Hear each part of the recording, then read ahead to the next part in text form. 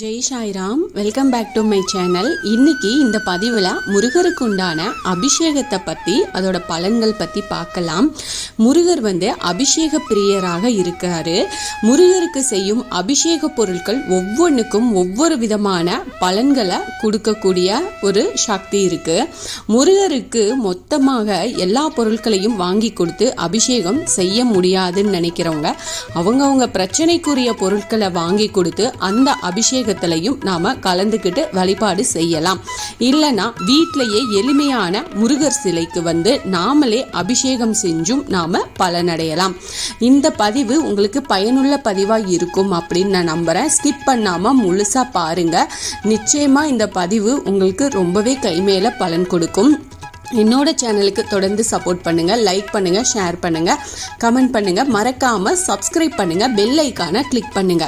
இந்த போட்டி நிறைஞ்ச இந்த உலகத்துல எந்த தொழில் செஞ்சாலும் அதுல நிறையவே சிக்கல்களையும் சிரமங்களையும் சந்திச்சு தான் ஆகணும். சூழ்ச்சியாலும் பொறாமையாலும் உங்க தொழில் முன்னேற்றத்தை வளர்ச்சி அடையாம செய்யறவங்களுக்கு மத்தியில நீங்களும் முன்னேற முருகனை இந்த ஒரு பொருளால அபிஷேகம் செஞ்சு பாருங்க. சிறப்பான தொழில் வளர்ச்சிக்கு முருகருக்கு அபிஷேகம் செய்யும் முறை என்ன அப்படின்றத பத்தி இந்த பதிவுல நாம முழுசா பார்க்கலாம். அந்த வகையில் தொழில் சிறப்பாக நமக்கு அமையணும், போட்டிகளை எதிர்த்து செய்யும் தொழிலில் நாம் முன்னேற்றம் அடையணும் அப்படின்றதுக்காக முருகப்பெருமானுக்கு எந்த பொருளால் அபிஷேகம் செய்கிறது நல்லது அப்படிங்கிறதையும் பார்க்கலாம். தமிழ் கடவுளான முருகர் பக்தர்கள் தன்னிடம் கேட்கும் வரங்களை கேட்டபடி இந்த கலியுகத்தில் வாரி வழங்குபவர்னே சொல்லலாம். இவரை வழிபட்டோம் அப்படின்னா வேண்டுதல்கள் கூடிய விரைவில் நிறைவேற பக்தர்களுக்கு இடையில அசைக்க முடியாத ஒரு நம்பிக்கை இருக்கு. முருகருக்கு ரொம்பவும் விசேஷமான கிழமை செவ்வாய்க்கிழமையில வீட்டிலேயே முருகர் சிலை வச்சிருக்கிறவங்க அதற்கு உரிய வழிபாடு ஏற்பாடுகளை செஞ்சுக்கலாம். பூஜை அறைய சுத்தம் செஞ்சு முருகருக்கு அலங்காரம் செய்யுங்க. மலர் அலங்காரம் செஞ்சு முருகனை ஒரு மனையில அமர்த்துங்க. அதுக்கப்புறமா பூஜைக்குரிய எல்லா ஏற்பாடுகளையும் தயார் செஞ்சுக்கணும். முருகருக்கு வெற்றிலை தீபம் போடுறது ரொம்ப விருப்பமான ஒரு விஷயம். ஒரு தாம்பூலத்துல 6 வெற்றிலை இலைகளை வட்டமா பரப்பி வச்சு அதுல ஒவ்வொரு வெத்திலைக்கும் ஒரு தீபம் ஏத்தி வைக்கணும். தீபங்கள்ல பாத்தீங்கன்னா நெய் இல்லைன்னா நல்லெண்ணெய் ஊற்றி பஞ்சுத்திரி போட்டு தீபம் ஏற்றி வச்சுக்கோங்க. முருகருக்குரிய நெய்வேத்திய பிரசாதங்கள் உங்களால என்ன முடியுமோ அதை தயார் செஞ்சு வச்சுக்கணும். முருகருக்கு பன்னீர் கொண்டு அபிஷேகம் செஞ்சோம் அப்படின்னா தொழில்ல நல்ல முன்னேற்றம் நிச்சயமா கிடைக்கும்.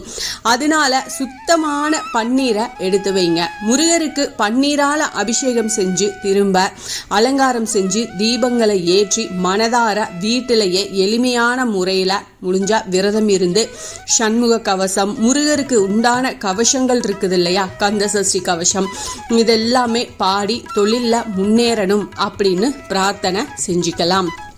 இப்படி பிரார்த்தனை செய்ய முருகரோட அருளால உங்கள் தொழில்ல இருக்கக்கூடிய போட்டியாளர்கள் எளிதாக நாம வெற்றி கொள்ளலாம்.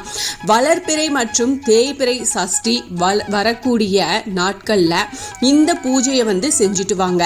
வளர்பிறை சஷ்டியில விரதம் இருந்து இந்த பூஜையை செய்யறவங்களுக்கு எல்லா வளங்களும் கிடைப்பதாக ஒரு ஐதீகம் இருக்கு. கோவிலுக்கு போய் பன்னீர் வாங்கி கொடுத்து முருகருக்கு அபிஷேகம் செஞ்சும் வழிபாடு செய்யலாம்.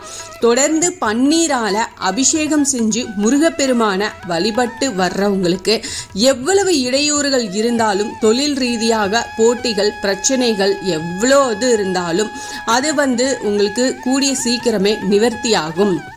உங்கள் தொழில் நீங்கள் காணக்கூடிய, அதாவது உங்களுக்கு தொழிலில் என்னென்ன பிரச்சனைகளை நீங்கள் எதிர்த்து போராடிட்டு இருக்கிறீங்களோ அந்த தோல்வியை நீங்கள் சந்திக்கிறீங்களோ இந்த மாதிரி வழிபாட்டு முறையை செஞ்சு முருகப்பெருமான மனதார இப்படி வழிபாடு செய்யுங்க. அதோட பலன்கள் உங்களுக்கு நிறையவே கிடைக்கும். நிச்சயமாக நீங்கள் நல்ல முறையில் வெற்றியை அடைகிறத பார்க்கலாம். அவ்வளவு மகிமை வாய்ந்த சக்தி வாய்ந்த வழிபாட்டு முறை தான் இந்த வழிபாட்டு முறை. இல்லை வீட்டில் எங்களுக்கு விக்கிரகம் இல்லை, வீட்டில் செய்ய முடியாதுன்னு நினைக்கிறவங்க கோயிலுக்கு அந்த பொருளை வாங்கிட்டு போய் கொடுங்க. ஒவ்வொரு வாரமும் இல்லைனா ஒவ்வொரு சஷ்டி திதிக்கும் அந்த மாதிரி நீங்கள் செய்யுங்க. நிச்சயமாக நீங்கள் நல்ல முன்னேற்றத்தை பார்க்கலாம். இந்த பதிவு உங்களுக்கு பயனுள்ள பதிவாக இருக்கும் அப்படின்னு நான் நம்புகிறேன். இதில் ஏதாவது சந்தேகம் இருக்குது அப்படின்னா எனக்கு கமெண்ட்டில் கேளுங்க, நான் கண்டிப்பாக உங்களுக்கு பதில் சொல்கிறேன். என்னோட சேனலுக்கு தொடர்ந்து சப்போர்ட் பண்ணுங்கள், லைக் பண்ணுங்கள், ஷேர் பண்ணுங்கள், கமெண்ட் பண்ணுங்கள், மறக்காமல் சப்ஸ்கிரைப் பண்ணுங்கள், பெல் ஐக்கானை கிளிக் பண்ணுங்கள். இது போல் எனக்கு தெரிஞ்ச ஆன்மீக பதிவுகள் உங்ககிட்ட நான் ஷேர் பண்ணிக்கிறேன். Thank you friends. மீண்டும் அடுத்த பதிவில் சந்திப்போம்.